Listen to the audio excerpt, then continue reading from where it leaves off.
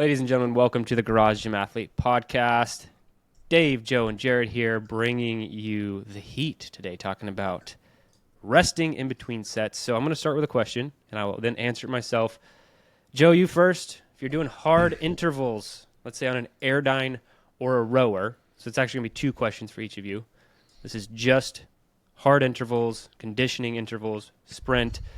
Do you prefer to sit and do nothing or walk, light spin, whatever? What do you like to do in between intervals? Vomit. Vomits, and then after the vomiting, what are we doing? Are we sitting or are we moving? So the study we did 5 years ago, 4 years, I don't know how long it was, hands on knees. Like I do that all the time now for in between catching my breath. And I'll do that for, 30, 40 seconds until I'm down like zone 2, below zone 2. And then I'll stand and kind of walk around because I think we've gone over studies to where it is a bit better. Intervals, I really, really try not to sit down or rest in between. If I'm on the rower, more active rest, but if it's a really hard interval, you're recovering in the hands on knees position, which Joe is right. We did a study forever ago that is like, other than laying in the fetal position, which I think was superior, and I'm not joking, like they assessed all of these. Laying in the fetal position was like the best mode of recovery, but no one's willing to do it from what I've seen. It never caught on. I do it after my 1.5 mile run, and they're always running over like, "Hey, are you okay? You fine?" It's like, "I'm good. It's good for my recovery. It's okay. Science says I'm fine." Yeah, maybe in that circumstance or some CrossFitters, they might do that. Yeah. Okay, so we got it for intervals. How about for weightlifting? If you're doing heavy sets, moderate loads, or whatever, what are you doing in between sets? Scrolling Instagram? Are you texting friends? Are you doing other movements? What are you doing in between weightlifting sets? Luckily in Spain, nobody's awake when I'm working out. It's an in between. Typically, I still try to walk, stand. Sometimes I'll sit or I'll do a little bit of stretching and limbering up. But I might pick up my phone and look at some stuff. But I really avoid sitting unless I am trying to like do some sort of stretching mobility. Because there are times during squats where I'll do some stretches on the bench in between, just like kind of active stretching. But yeah, standing, walking around mostly. All right, same two questions for you, Dave. So for hard intervals on whatever, running, bike, whatever, your medicine would be there. And then also during weightlifting sets, does it differ? And what do you do in between rest sets? Yeah, for me, hard intervals, I tend to feel better just moving to some degree. If we're talking like 8, 9 RP, like walking around, if it's like full empty the tank, usually it drops me down to like a squat after that, like down to the ground, down on my knees or something, not kneeling on the ground, but hands on the knees. Usually feel better with movement if it's getting close to that. But if it's like all out empty the tank, I guess is a little different on that. But if I'm doing, like I did 6x800s the other day, like the first 5, I'm going into a walk right away after it. And then into maybe even a jog is it like, if I'm, depending on how long it is in between if I'm trying to keep heart rate up a little bit, but but the last rep, then if I'm like, okay, I'm giving it on this one, usually that drops me to a squat or something, at least until oxygen returns to my brain, and then I can get up and walk shortly after that. But I'm usually not one that's like laying there. I know people post like sweat angels and all those things. That's never been a default for me. Weightlifting wise, yeah, I'm usually trying to move quite a bit, as in even just like walking around, like Joe was saying.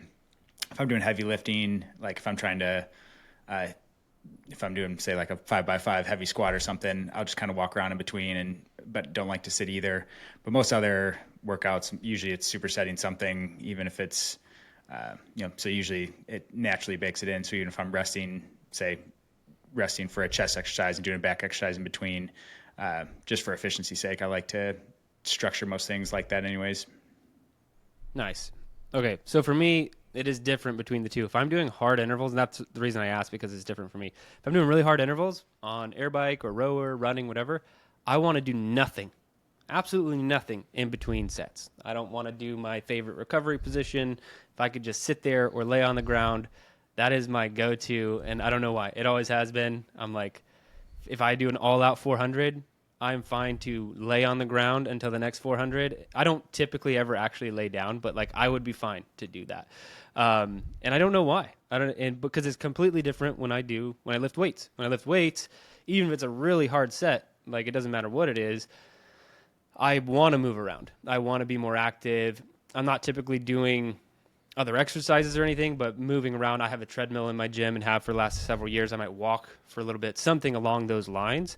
And this study that we're covering today kind of drew some attention to that. So it had me really reflecting on what I do. And so the study that we are covering today is called The Effects of Active versus Passive Interset Rest Intervals in the Bench Press Exercise in Resistance Trained Men. And pretty simple here. They had 14 resistance trained men. The exercise was the Smith machine bench press. They were doing 5 times 8 reps, and the load was 52.5% of their 1 rep max, which was their max power load. And then they would rest 2 minutes between sets. And so there were kind of 2 controls, right? They would either do nothing for 2 minutes during the rest period, or they would have active rest activity, which was a one set of 15 vertical chest press at 5 to 10% of their 1 rep max. So incredibly low load. And I'm going to get straight to kind of what the findings were. There was no huge statistical difference between the two. That's ultimately like the big takeaway, the sciencey takeaway, if you will. But what was trending in the right direction was the fact that blood lactate, which accumulates when you're doing hard stuff, was trending downward in the active rest activity. And then also the velocity was better maintained in the active rest group as well. So if you didn't know, we've done a lot of these studies where velocity is a major measure of recovery. And so your ability to be quick, powerful, move fast indicates that you're more recovered. And then also you don't want a ton of lactate accumulated because that's what can make it a little bit more uncomfortable to exercise and can impair further set performance. Now, there is some research out there that says that your body can utilize lactate for energy as like an energy substrate. But in order to do so, in my opinion, you'd have to get the blood circulating. So anyway, that is kind of the takeaway, the whole study, like in a nutshell. But I figure we could talk about it a little bit more and how we think athletes should utilize this information. So, Joe, what are your thoughts on the study and how athletes can start to apply something like this in their daily life or training? Yeah, that was kind of my thoughts when I was going through is what are you training for? What's the intent of the workout? And that's sort of what you would need to use this for. They also, it seemed like they went a little bit lighter than I thought you might want to go. I know they used maxed power output, so I guess they just wanted to see how long you could stay at your max power, but I think it might have been better. I wish they would have went a little bit heavier or did like a max as many reps as possible, because then I feel like that would include a bit more of how you can use it. So to me, the kind of takeaway or uses would be if you're training power or wanting to train power, strength, speed, or speed strength, something like that, to where you need to stay fresh, you need to stay primed in your muscles. But if you're just want overall volume or like hypertrophy, I'm not sure if it would make a huge difference to, maybe you could try this out, like trial and error on your own of, you're going to do some hypertrophy sets to 8 to 10 kind of fatigue, and then do some light sets and then do some no sets in between or whatever it is, and see if there's much of a difference. I don't know. And it could be for hypertrophy because usually that's when your muscles are sort of tensing up, when you can really feel things building, and maybe that could help clear it away, but you'd have to test it out. But speed stuff, I think if you are doing speed, it would be smart to stay, it could be good to stay primed and moving versus doing absolutely nothing. That was kind of, yeah. So specifically, maybe that's what the study was sort of aiming for, but I don't know if there was other applications if you might have had. Yeah, I might have a couple. I think, honestly, don't think this matters a whole lot in resistance training unless you are doing something that's like fairly demanding. Like if you're doing high rep sets, like, I don't know, sets of 70%, 15 reps, like crazy stuff like that. I could see this being very beneficial information. I really feel like it applies more for like what we were talking about at the beginning, and what I asked you guys is like intervals. What are you doing in between intervals? Because what I'm doing is probably the worst thing. What my preference is just like sit and do nothing between sets. And so yeah, I think the application is way more in like interval based training than it would be resistance training, because I can't see a whole lot of benefit there unless you are doing something that's incredibly taxing, on the muscle. What do you think, Dave? Yeah, I agree. I think it may have showed more if they would have taken something more to like to failure or more of that like hypertrophy rep range that Joe's mentioning, just because you're gonna get more of the lactate buildup. And I think, I mean, anecdotally for me too, like that's always just felt better of moving around versus, and I know if I, like I've done some track workouts with friends that are training for like a specific speed goal. And it's like, all right, now we're going to sit for 7 minutes in between and like, and I'm just like, I feel so stiff coming back into it. And, yeah, that never seemed to really help me. So I think, there is some preference with it, but I think it's going to be probably more applicable to stuff where you're going to be getting a big lactate buildup, like the intervals we're talking about. If you're doing some supersets that are like agonist muscle groups of like, say, like bench press into push-ups into, something else for the arms, like I think it's going to be more applicable if you're stacking a lot of those things together versus if you're doing like, if you're doing a bench and a row exercise or something, like you're going to naturally be recovering while you're doing the other one anyways, but probably more applicable if you're doing agonist superset or more hypertrophy type stuff. Yeah. And I think my takeaway for all the athletes out there is like, okay, when could I utilize this and why would it matter? If performance is important in your next set, which is, in all honesty, let's just say it always is, because we can act like, oh, you're not training for anything serious, don't worry about it. But we all want performance, right? We want to be able to have the best performance possible. So if performance in the next set is something that you want, which you should most of the time, and you are feeling anything that like indicates lactate buildup, which is like that muscle burn and all of that discomfort, if you feel that in your muscles, know that you can clear it. And a sign of like higher levels of fitness is your ability to clear lactate organically, naturally, whatever you want to say. Like the fitter the athlete, the better they clear lactate, just moving or not moving. Their body like knows how to utilize it, knows how to recycle it quickly. That's a sign of fitness in general. And so if you want to clear that lactate, you got to move. Lactate doesn't like to clear, like it can clear itself, obviously, but you want to clear that out as much as you can, and it takes incredibly light movement, I think, is the other part of this story. And from this study is like, okay, well, if I want to move during the workouts, what should I be doing? Again, it's like if I'm doing a leg workout and I'm like, man, I'm doing these like hard sets and my legs are really burning. Yeah, hop on the bike in between sets and just do a very, very light spin. Nothing to where if you start to feel that accumulation again, then you're going too hard in whatever it is. So like I think the intensity level is something that you should mark. Like they're doing 5 to 10% of 1 rep max. That I've never even heard that used for anything like other than like a warm up, so that is incredibly low. So even if you're utilizing it in track workouts or whatever, it's just got to be very, very light movement, I think, is the big takeaway. And so if you're feeling that burn, just know that you can clear the lactate. The lactate doesn't want to clear itself if you're just sitting on the ground doing nothing. But I like to challenge the system and be like, do something with it, body. Do something with that lactate while I sit here and do nothing, or stand here and do nothing.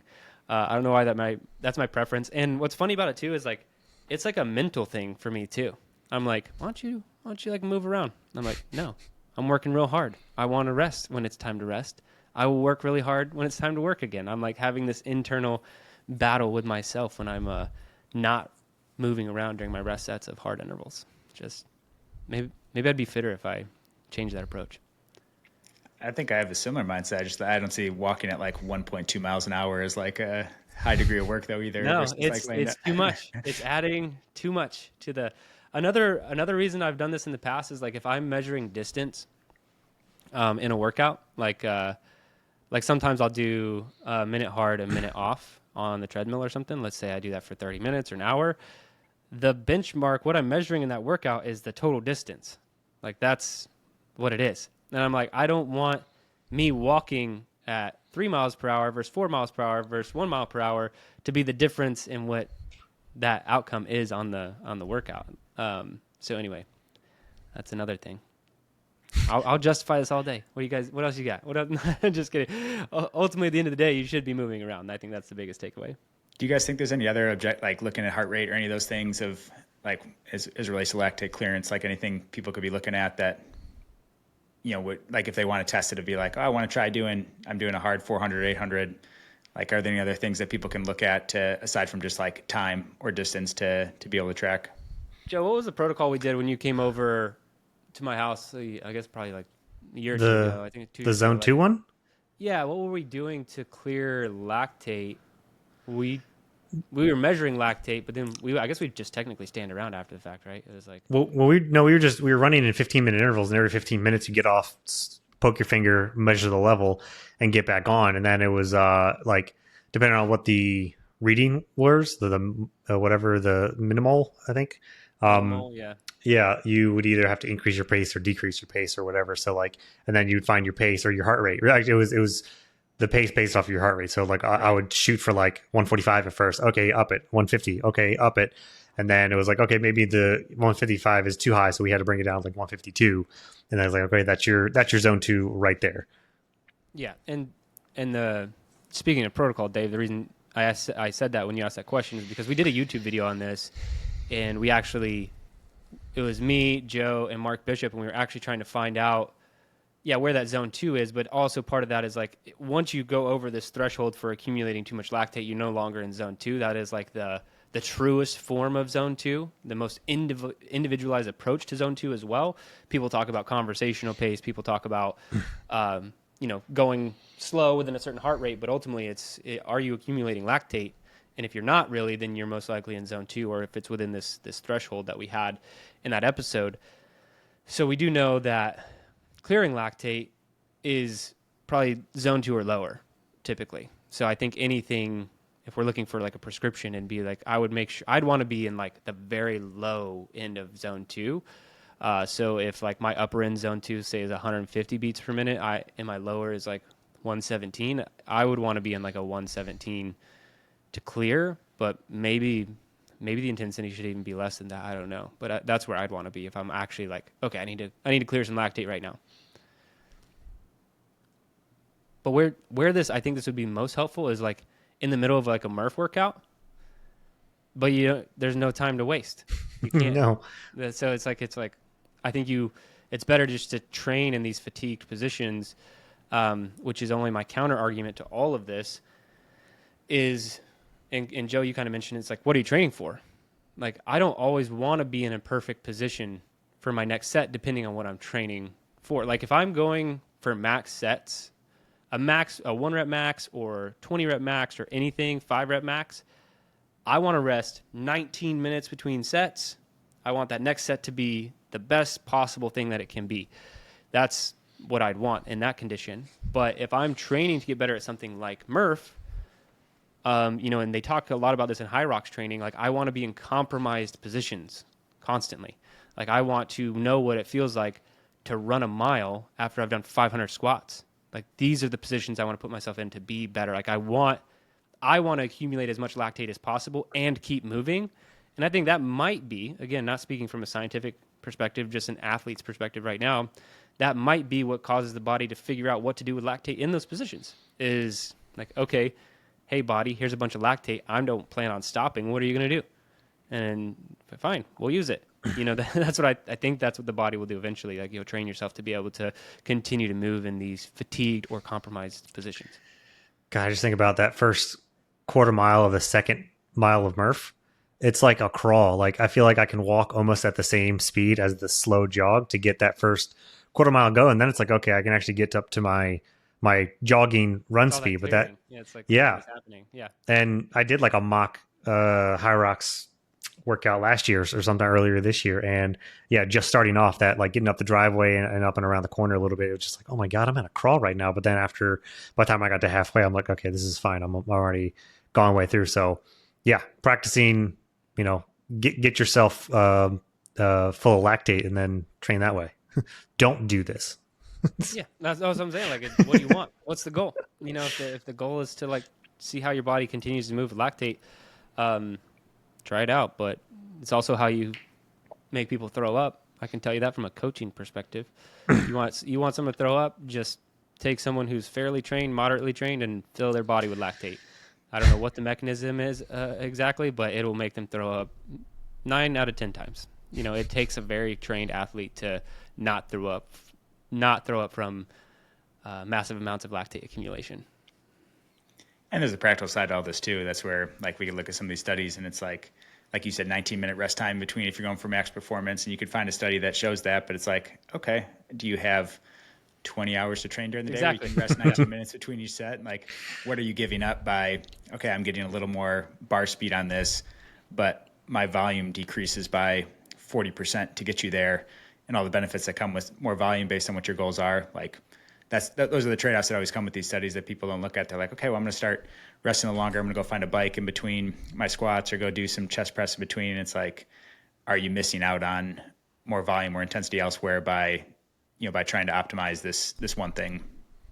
Yeah, and I think everything always comes back to blood flow. And Dave, I'm sure you can agree, like, if you have an injury, one of the major goals is movement, and a lot of that movement is, like, the reason why is because of the blood flow that's going to come to that part of the body. You know, if I hurt my shoulder or whatever, it's like, well, I don't want to sit around and do nothing. I want to continue to move so blood can get in and out of the area and heal that area.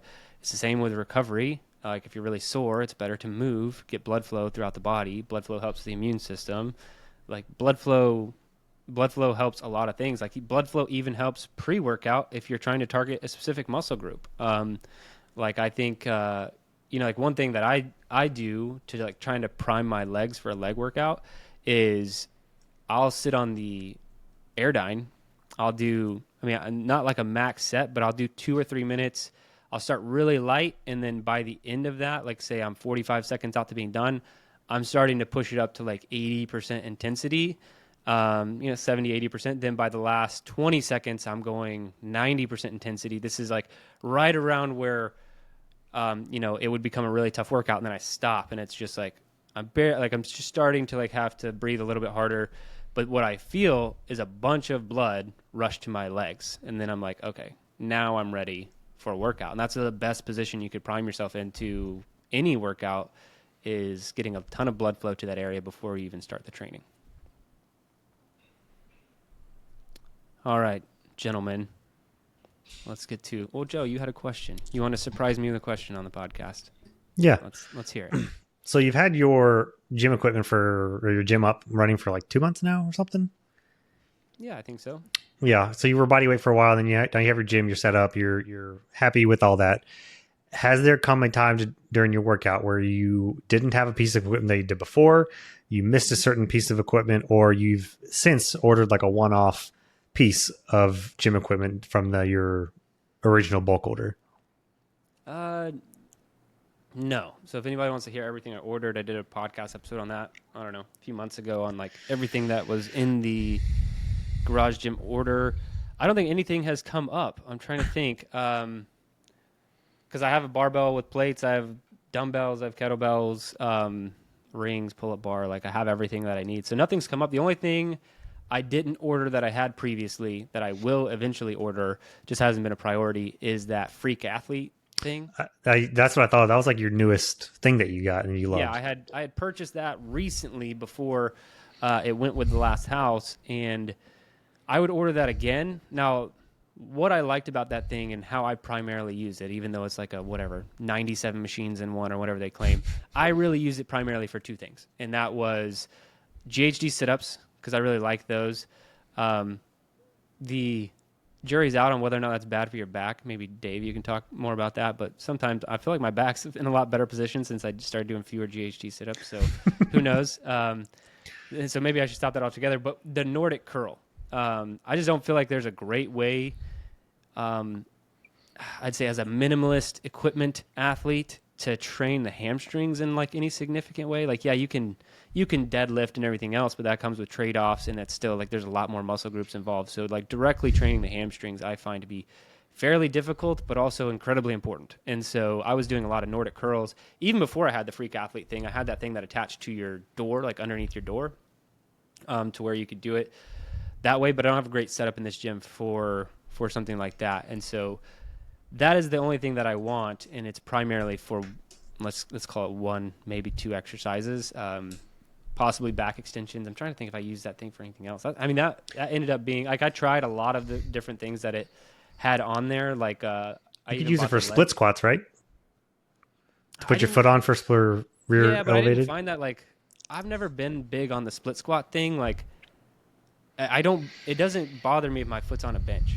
You know what I mean? Like those specific, like Yeah. rounded. Oh, they rotate a little bit. I've never. I don't know. Maybe I have good ankle mobility. I have no idea. It's like that's never been like helpful for like. Oh yeah, this made the split squat so much better. It's like, yeah, I could just do it on a bench. But yeah, I would say that primarily is. I wish I could get some Nordic curls back in the program. I will say what because I've never had a Nordic anywhere to do Nordic curls, but shout out to Matt Silver. He had me doing Bosu ball hamstring curls, either single or double. So Yeah. those are hard. Those are real hard, Those especially if are you go brutal. slow. Yeah. Those PTs, man, they know how to get in those really annoying. Right? It's like I've been training my whole life. Throw anything at me. They're like, "How about this with a pink weight and a light band?" Like, Yeah. damn it, that's hard. Demoralizing and it hurts. Instant cramping. It's, Yeah. How did you find my weaknesses so fast? Oh, the improper mechanics for 20 years. This is easy. Yeah. Yeah. All right, cool. Well, let's get some quick updates from everyone. Joe, how are you doing? How's training? Well, speaking of improper mechanics, a couple weeks ago I mentioned my heel, my issue, and Dave, you mentioned this like offhandedly because obviously you wouldn't know without assessing me, but like that my form could be off in something that I'm doing, and I'm like, what the heck can my form be off on? And I'm like, am I walking funny? Am I walking wrong? And so one day I was like 30. Yeah. What do I do all the time?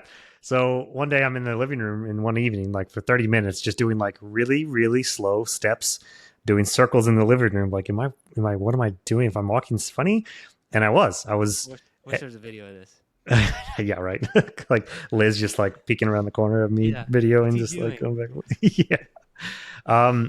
Cause I think it's just, my tendonitis in my right Achilles and like my right hamstring would be really tight and sore a lot. So when I was taking steps and walking, my heel wasn't coming off the ground. My heel was staying on the ground as I would step. So that would put a lot of stretch and strain on that heel at the bottom of the Achilles.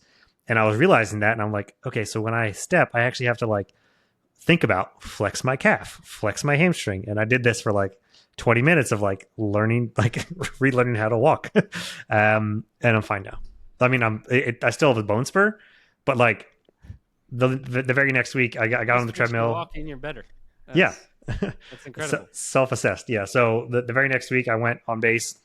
I did 1 minute sprints on the curved treadmill because I do think because of my heel, running on the curved treadmill is just way better. And I just feel like forces it. Yeah. Yeah, and like I think my body just runs better fast than slow. Like it hurts more to run slow. Like yeah, exactly. exactly. You called me the SR71. SR71, yeah, because everything just comes together when you go fast, but it's when it's just sitting there, it just doesn't work right. So I think I can just run sprints. And then I also played soccer last week, which it was fine, but like going into like dead sprints from the 50 for a 60-minute game, I was sore as hell for 3 days afterwards. But that's just normal. That's just fine. So yeah, I forgot how to walk on one foot, and now I'm pretty much better. So thanks, Dave. It's not like you've been walking incorrectly your whole life. You think it's injury caused the improper mechanics for walking. It's just like I had a really, because I have tendonitis there. So I know I've gone in spats of like really tight sore Achilles. And whenever I would do long zone 2 runs, my right hamstring would be a lot more sore than the other side. So I think I was just, as I was stepping, nursing that side, and it just caused me to step weird. And then that just compounded, and then my heel was just unhappy with me.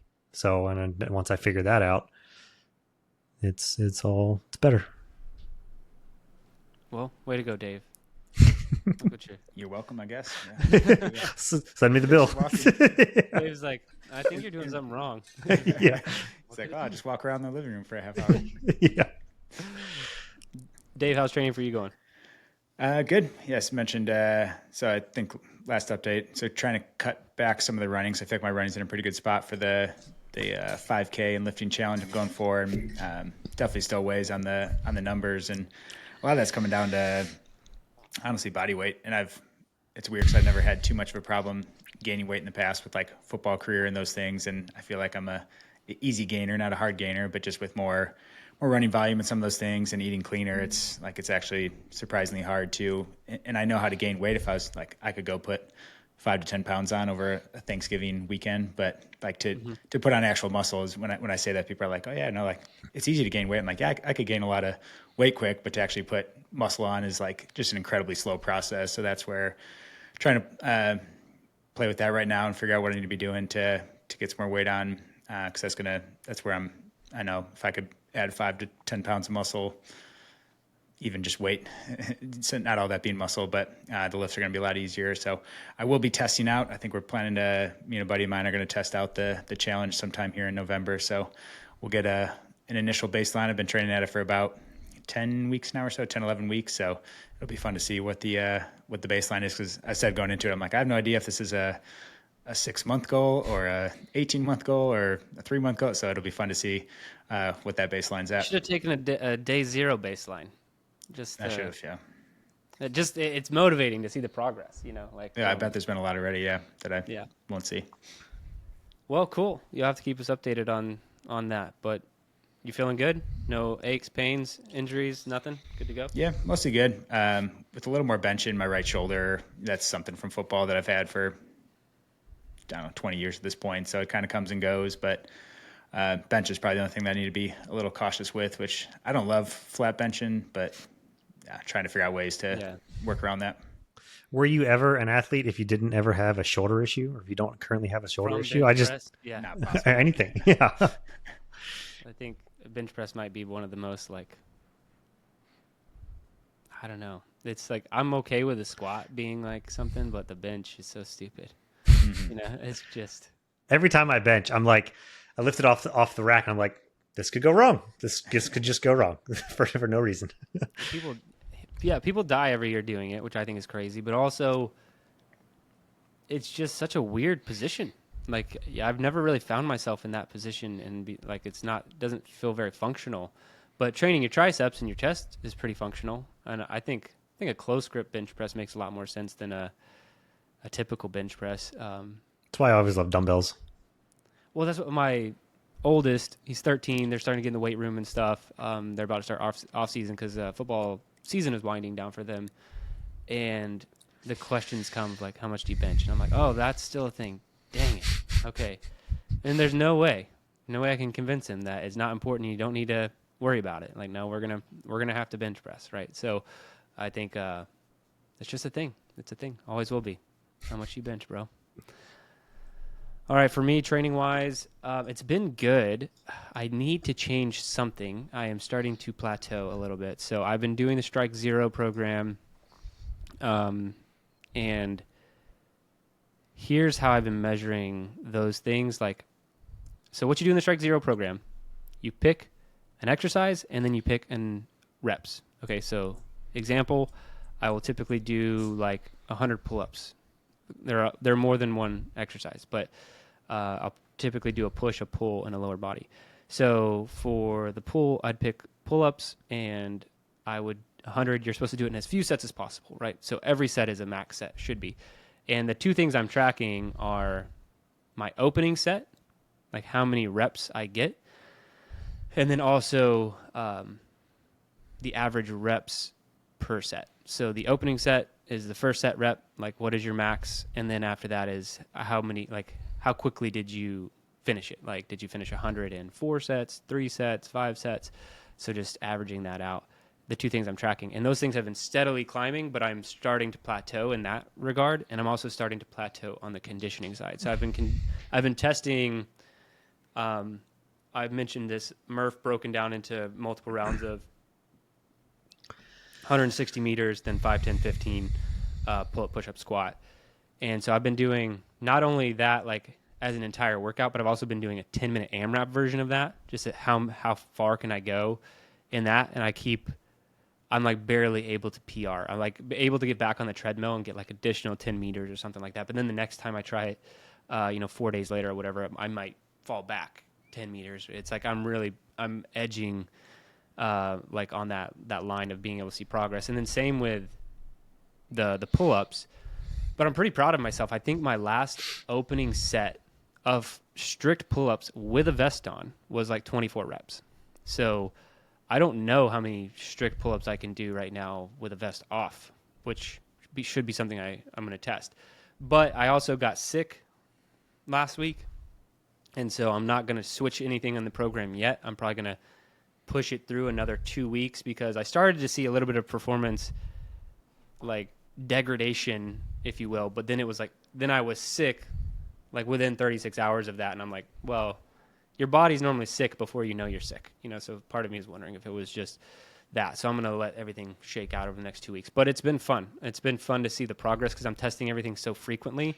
Like I'll do that 10-minute AMRAP probably twice a week. I'll do the pull-up workout once or twice a week, just to see those things move up, over time. Cause I think it went from like 17 reps with the vest to my opening set to 24 in, I don't know how many weeks I've been doing it, but not a super long amount of time.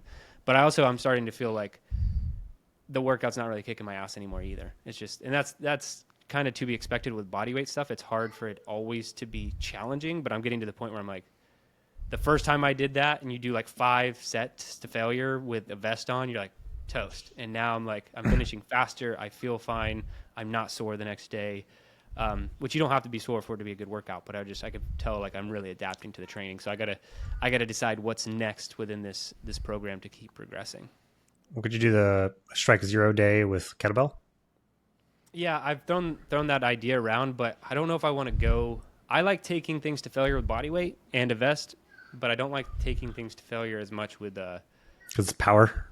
Any kind of instrument. Yeah, like especially kettlebell. Like kettlebell swings to failure. I don't even know what that would be. That's a lot. That's like, that would be measured in minutes, not reps, and depending on the weight. And anytime I've done that with kettlebell stuff, that I do end up getting hurt with kettlebell stuff. If I like, I hurt myself twice over the last year. These were very minor, not like not chronic injuries, but I think I did like 3-minute snatches or something like that with a kettlebell, or several sets of that.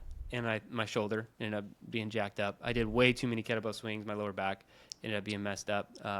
So anyway, I love the kettlebell, but it's like trying to find out where it would fit in. But I need to bring that in. I feel like my legs just aren't getting anything. Like they're just, I can do the craziest body weight stuff you've ever seen, and they're not sore. They don't care. And I feel like they're not getting any work. And I'm like, what's wrong with you, legs? Like, why won't you bring out the quarter-mile lunges? Yeah. Well, I feel like I could do that. I feel like I'm primed for something like that right now. Just like a quarter-mile walking lunges without stopping. Let's go, And didn't take long to get back up to speed and that kind of stuff either. So, cool. You guys got anything else? Throw rocks in the fitness industry next week, I'm sure. But we'll round this one out. I appreciate all the athletes out there doing the training. If you want to see what our training looks like, just head over to garagegymathlete.com. Sign up for a free trial, and we'd love to have you. But that's it for this one. Remember, if you don't kill comfort, comfort will kill you.